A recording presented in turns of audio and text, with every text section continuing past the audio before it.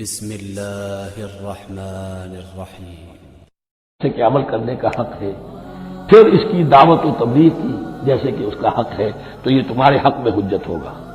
اور اگر تم نے اس کے حقوق ادا نہ کیے، یہ تمہارے خلاف مدعی بن کر کھڑا ہو جائے گا۔ القرآن حجت لک او علیک، یہ تم پر آئے گا بوال۔ اے اللہ، یہ بدبخت مجھے مانتا تھا کہ میں تیرا کلام پڑھتا نہیں تھا، پڑھتا تھا تو جیسے کسی طوطا مینا کو، جو مولانا ماہر قاضی کی نظم ہے، کچھ بول سکھائے جاتے ہیں، رٹائے جاتے ہیں، اس طرح پڑھایا جاتا ہوں اور اس طرح سکھایا جاتا ہوں، وہ اس طریقے سے پڑھ رہے ہیں، کچھ پتہ نہیں۔ 1-2 روپے کا اخبار لائیں گے تو سمجھ کر پڑھیں گے، اللہ کی کتاب کو سمجھ کے پڑھنے کی ضرورت نہیں، پڑھا تو عمل نہیں کیا بدبخت۔ ما آمن بالقرآن من استحل محارمہ، تو لام اور اعلیٰ کا یہ اجتماع ذہن میں رکھیے۔ لیسا علیہ کا ہدا ہو، آپ کی ذمہ داری نہیں ہے ان کی ہدایت، آپ کا ذمہ داری تبلیغ۔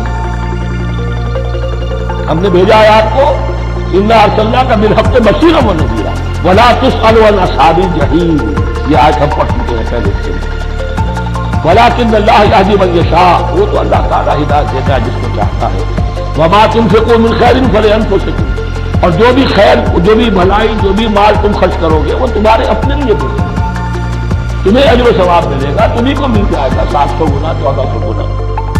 وما تنفقون الا ابتغاء وجہ اللہ، یہاں یہ فعل مضارع آیا ہے نفی، نہیں کے مفہوم میں۔ لا تنفقون، ما تنفقون یعنی تم نہیں خرچ کرو گے مگر اللہ کی رضا کے، تب اجر ملے گا۔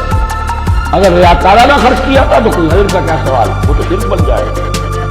وما تنفقون الا ابتغاء وجہ اللہ وما تنفقوا من خیر یوفى الیکم وانتم لا تظلمون، اور جو بھی خیر تم خرچ کرو گے، خیر میں سے جو بھی دولت خرچ کرو گے، یوفى الیکم، پورا تمہیں لوٹا دیا جائے گا، وانتم لا تظلمون، اور تم پر کوئی ظلم نہیں ہوگا، تمہاری کوئی حق تلفی نہیں ہوگی۔ اب آیا ہے آخری چیز کا بل، انفاق فی سبیل اللہ کا سب سے بڑھ کر حقدار کون ہے؟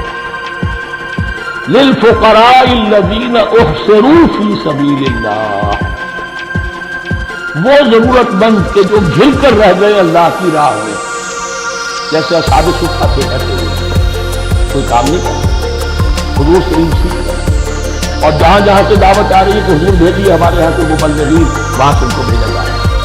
اب وہ معاش کی جدوجہد کرتے ہیں، یہ خالی کیسے حاصل ہے؟ یا اسی طرح دین کی کوئی خدمت ہے، کوئی آپ نے تحریک اٹھائی ہے، اب اس میں آپ کو کچھ نہ کچھ کارکن تو چاہیے، ان کارکنوں کی تو آخر معاش کا ہے نا۔ اگر وہ سارا 8 گھنٹے دفتروں میں کھائیں اور وہاں ڈانٹے بھی سنے افسروں کی، اور پھر 2 گھنٹے جانا 2 گھنٹے آنا، اب وہ کون سا وقت نکالیں گے؟ کچھ لوگ تو ہونے چاہیے جو ہمہ وقت لگ جائے، لیکن ہمہ وقت تو لگ جائے لیکن پیٹ تو ان کے بھی ہے، اولاد تو ان کے بھی ہو۔ للفقراء الذین احصروا فی سبیل اللہ، جو گھیرے میں آ گئے ہیں اللہ تعالیٰ کی راہ کی جد و جہد میں، جہاد فی سبیل اللہ کی سعی میں، وہ اس طریقے سے مصروف ہو گئے ہیں، لا یستطیعون ضربا فی الارض، اب وہ زمین میں گھوم پھر کر تجارت کرنے کی ان کے اندر، اس سے ان کے پاس وقت نہیں چل پھر سکتے زمین میں اپنی معاش کے لیے۔ یحسبهم الجاہل اغنیاء من التعفف، اب یہ اس طرح کے فقیر تو ہے نہیں جو لپٹ کر مانگتے ہوں، انہیں عام طور پر جو ناواقف شخص ہے وہ سمجھتا غنی ہے، اس سے کوئی ضرورت ہی نہیں، اس نے کبھی مانگا ہی نہیں، لیکن اس نے مانگا اس لیے نہیں ہے کہ وہ اس طرح کا سائل نہیں ہے، اس طرح کا وہ سوالی نہیں ہے، وہ فقیر نہیں ہے، وہ تو اللہ کے دین کے لیے اپنے آپ کو اس نے لگا دیا ہے۔ یہ تمہارا کام ہے کہ دیکھو، یحسبهم الجاہل اغنیاء من التعفف، وہ جو مانگنے سے رک رہے ہیں اپنی عزت نفس کی حفاظت کی خاطر، اس کی وجہ سے ناواقف آدمی سمجھتے ہیں کہ تو غنی ہے، اسے کوئی ضرورت نہیں۔ تعرفهم بسیماہم، تم پہچان لوگے انہیں ان کے چہرے سے۔ ظاہر بات ہے کہ سفر کا احتیاط کا اثر چہرے پر پڑ جاتا ہے، اگر آپ کو نیوٹریشن صحیح نہیں مل رہی ہے تو ظاہر بات ہے چہرے پر اس کا اثر ہے۔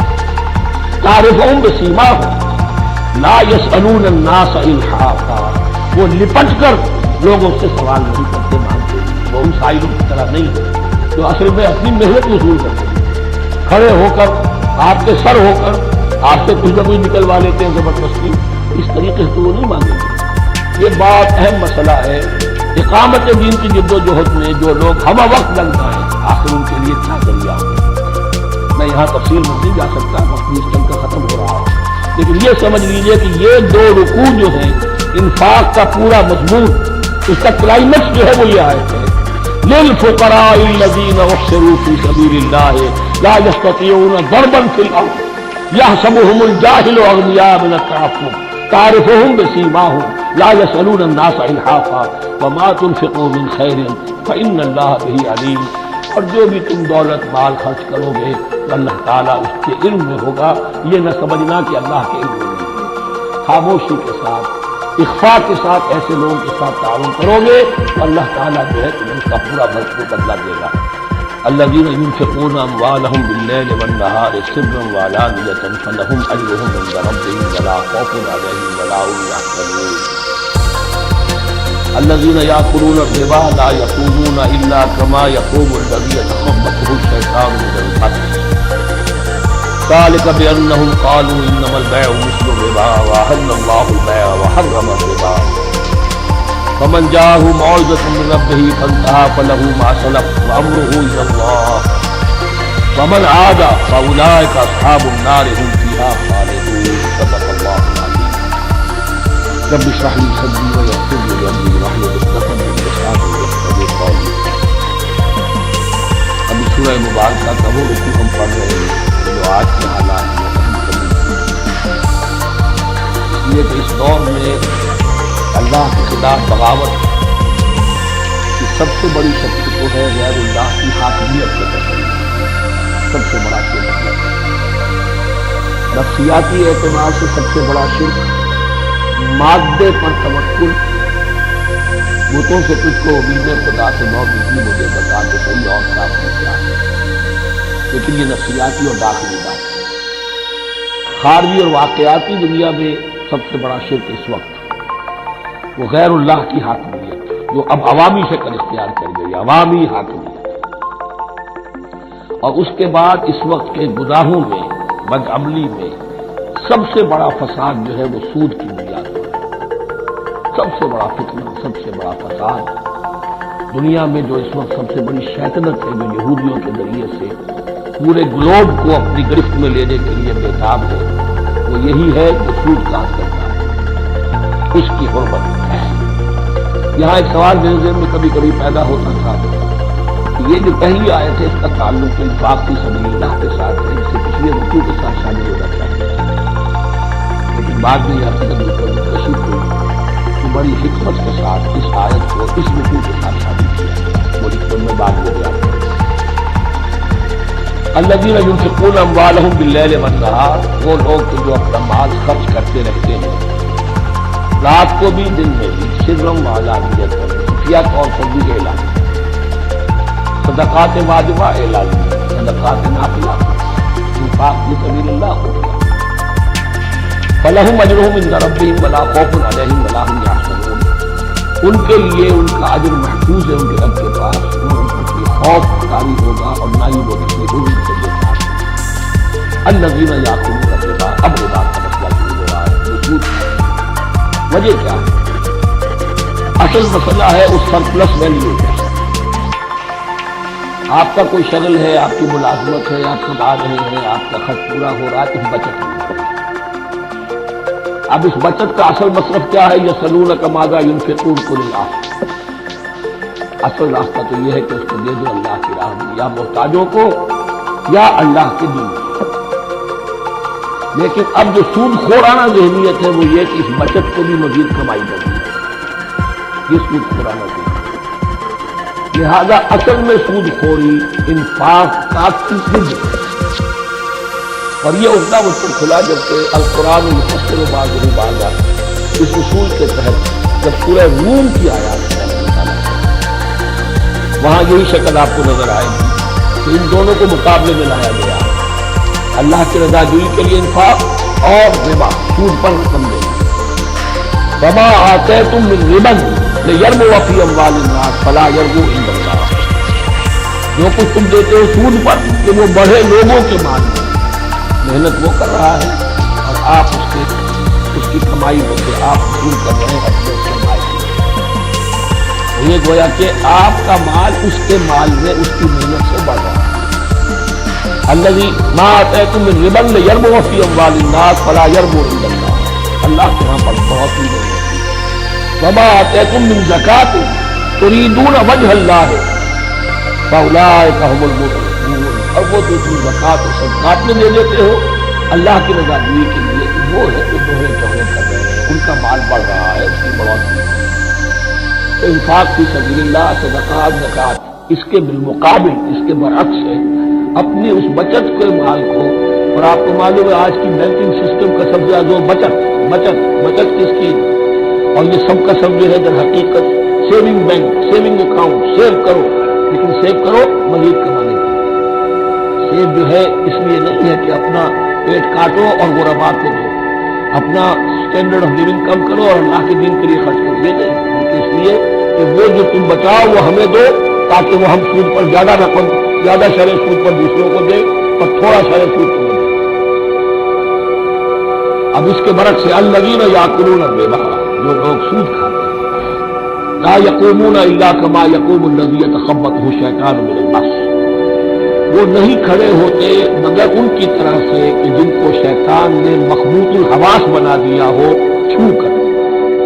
یہاں عام طور پر یہ سمجھا گیا کہ قیامت کے دن کا نقشہ ہے، یہ قیامت کے دن کا نقشہ تو ہوگا ہی، اس دنیا میں بھی سود خوروں کا حال نہیں ہے، اور اگر ان کا نقشہ دیکھنا ہو تو کسی اسٹاک ایکسچینج کو جا کے دیکھ لیں، معلوم ہوگا دیوانے ہیں، پاگل ہیں، چیخ رہے ہیں، دوڑ رہے ہیں، بھاگ رہے ہیں، وہ انسان نہیں نظر آتے اس وقت، جو بھی کچھ ہو رہا ہوگا اسٹاک ایکسچینج، مخبوط الحواس انسان جو ہے وہ ہو جاتا ہے کہ سود خوری کی وجہ سے۔ الذین یاکلون الربا لا یقومون الا کما یقوم الذی یتخبطہ الشیطان من المس ذلک بانہم قالوا انما البیع مثل الربا، اور ان کے سب سے بڑھ کر مخبوط الحواس ہونے کی کا مظہر یہ ہے، یہ اس لیے کہ وہ کہتے ہیں کہ بیع بھی تو ربا کی طرح ہے، بیع بھی تو سود ہے، میں نے 100 روپے کا مال خریدا 110 میں بیچ دیا، 10 بچ گئے، یہ ربا ہے، جائز ہے۔ 100 روپے کسی کو دیے اور 110 لیے، یہ سود ہو گیا، کیوں ہو گیا؟ 100 روپے کی شے دے دی، 100 روپیہ دے دیا، کیا فرق ہے؟ 10 لاکھ کا مکان بنایا، 4000 کے قرضے کے ماہانہ کرائے پر دے دیا، جائز ہو گیا۔ 10 لاکھ کسی کو دیا اور اس سے 4000 روپیہ مہینے دینا شروع کیا، یہ سود ہو گیا، حرام ہو گیا۔ عقلی طور پر یہ باتیں ہیں کہ جو سود کے حامیوں کی طرف سے کہی جاتی ہے۔ انما البیع مثل الربا، بیع میں کبھی جو نفع ہوتا ہے، ربا اور ربا، یہ میں اس کو بیان کر چکا ہوں سورہ بقرہ کے 200 رکوع کی حدود میں۔ یہ جان لیجئے کہ اس ظاہری سی مناسبت کی وجہ سے ان کا مخبوط الحواس لوگ جو ہیں وہ اس دونوں کے اندر کوئی فرق محسوس نہیں کرتے۔ یہاں اللہ تعالیٰ نے ان کے قول کا عقلی جواب نہیں دیا، بلکہ جواب کیا دیا؟ احل اللہ البیع وحرم الربا، اللہ نے بیع کو حلال قرار دیا ہے اور ربا کو حرام قرار دیا۔ اب تم بات یہ کرو، اللہ کو مانتے ہو یا نہیں، رسول کو مانتے ہو یا نہیں، قرآن کو مانتے ہو یا نہیں، یا اپنی عقل کو مانتے ہو؟ اگر تم مسلمان ہو، اگر تم مومن ہو تو اللہ کا جو نہ صرف اللہ کا، جو رسول کا ہے،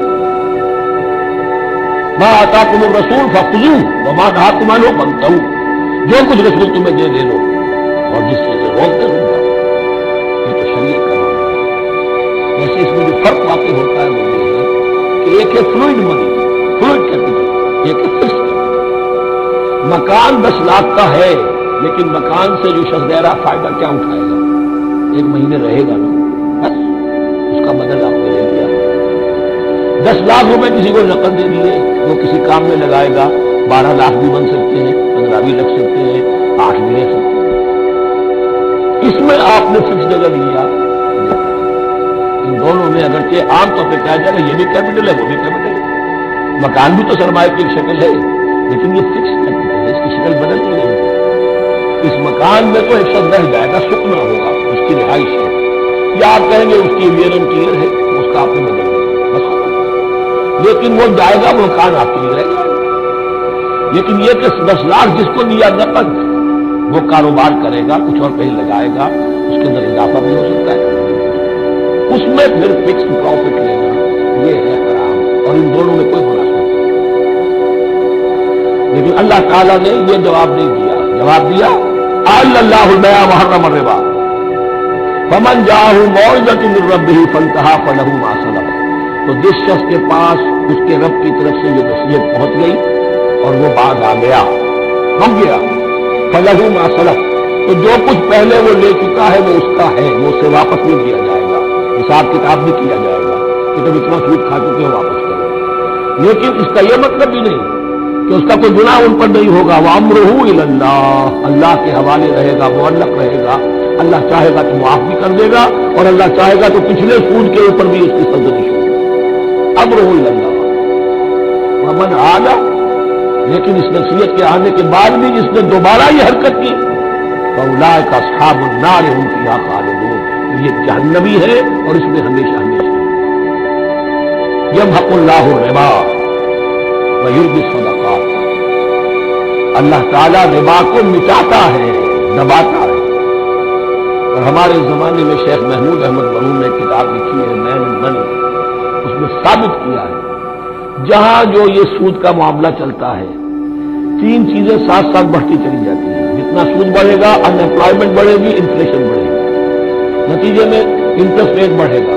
جیسے انٹرسٹ ریٹ بڑھے گا ان امپلائمنٹ مزید ہوگی، انفلیشن زیادہ ہوگی. اس سے وشیس سرکل اور اسی کے نتیجے میں تباہی ہوگی، چھپی رہتی ہے وہ تباہی. وہ تو ایک ہی وقت میں بینک کرپٹ ہوگا تو بینک، بڑے بڑے بینک جو ہے دیوالے نکلیں گے. ابھی جو کوریا کا حشر ہو رہا ہے اور جو اس سے پہلے روس کا ہو چکا ہے، یہ سارا جو ہے یہ یوں سمجھیے شیش محل کی طرح ہے. اس میں تو ایک پتھر پڑے گا تو ٹکڑے ہو جائیں گے.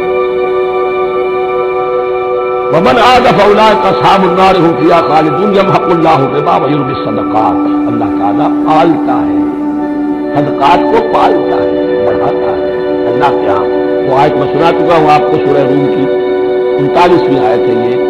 وما آتیتم من ربا لیربو فی اموال الناس فلا یربو عند اللہ وما آتیتم من زکاۃ تریدون وجہ اللہ فاولئک هم المضعفون. واللہ لا یحب کل کفار اثیم، اور اللہ کو ہرگز پسند نہیں ہے وہ سب جو ناشکرے ہیں اور گناہ گار ہیں. ان الذین آمنوا وعملوا الصالحات واقاموا الصلاة وآتوا الزکاة لهم اجرهم عند ربهم ولا خوف علیہم ولا هم یحزنون. ہاں جو لوگ ایمان لائے اور نیک عمل کریں، نیک عمل میں ظاہر بات جو شے حرام ہے اس کا چھوڑ دینا بھی لازمی ہے، اور نماز قائم رکھیں، زکات ادا کریں، ان کے لیے ان کا اجر محفوظ ہے ان کے رب کے پاس. ولا خوف علیہم ولا هم یحزنون. یا ایھا الذین آمنوا اتقوا اللہ وذروا ما بقی من الربا، اے ایمان والو اللہ کا تقوی اختیار کرو اور چھوڑ دو جو رہ گیا ہے سود میں سے.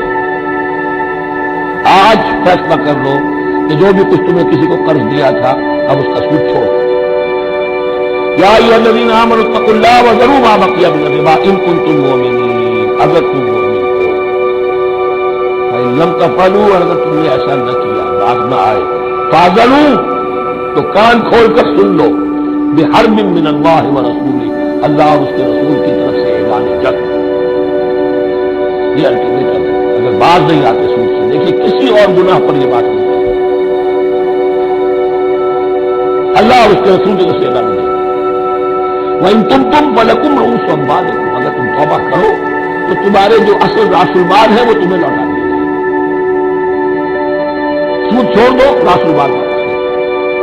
لا تظلمون ولا تظلمون، نہ تم ظلم کرو سود لے کر اور نہ تم پر ظلم کیا جائے کہ تمہارا راس المال بھی دبا دیا جائے. لا تظلمون ولا تظلمون. وَإِن كَانَ ذُو عُسْرَةٍ، اور اگر تمہارا جو مقروض ہے وہ تنگی میں ہے، وہ تنگدستی میں ہے، فَنَظِرَةٌ إِلَىٰ مَيْسَرَةٍ، تو انہیں انتظار کرو، پھر اسے مہلت دو کہ اس کی حق کچھ آدمی پیدا ہو جائے، آسانی سے وہ آپ کا قرض واپس کر سکے. لیکن اس سے بھی آگے وَأَن تَصَدَّقُوا خَيْرٌ لَكُمْ، تم صدقہ ہی کرو. تمہارا بھائی غریب تھا، اس کو تم نے قرض دیا تھا، تو سود لے کر کھا بھی چکے ہو. اب جو ہے سود، اب باقی سود کو تو چھوڑا ہی ہے، اگر وہ راس المال بھی بخش دو اس کو، یہ انفاق ہو جائے گا، یہ قرض حسنہ اللہ کو ہو جائے گا، یہ تمہارا جو ہے ذخیرہ آخرت بن جائے گا. یوں سمجھیے کہ جو بھی جو ہے جس کو سرپلس ویلیو میں نے کہا تھا اسلامی معیشت کے اندر جو بچت ہے آپ کی، اس بچت کا سب سے اونچا مصرف کیا ہے؟ صدقہ دے دو، انفاق کرو. اس سے کم تر کیا ہے؟ قرض حسنہ. قرض وہ اپنی ضرورت چلا لے، اس کا کاروبار رکا ہوا تھا وہ چل پڑے گا، اور تمہیں پھر وہ اپنی اصل رقم واپس کرے گا، یہ کر دینا سنا اس سے کم کم نہیں۔ تیسرا درجہ ایک اور بھی ہے جو جائز تو ہے مکروہ، پسندیدہ نہیں ہے۔ تم زیادہ ہی خسیس ہو، چلو مزارمت کر دے دو، اور مزارمت یہ ہے کہ رقم تمہاری کام وہ کرے گا، اگر بچت ہو جائے تو تم بھی لے لینا، اگر نقصان ہو جائے تو کوئی تاوان نہیں لے سکتے، یہ ہے مزارمت۔ اس کے بعد اگر تم کہو کہ میں دے رہا ہوں، مجھے اتنے % تمہارا تمہیں دینا ہی دینا ہے، اس سے بڑھ کر حرام سے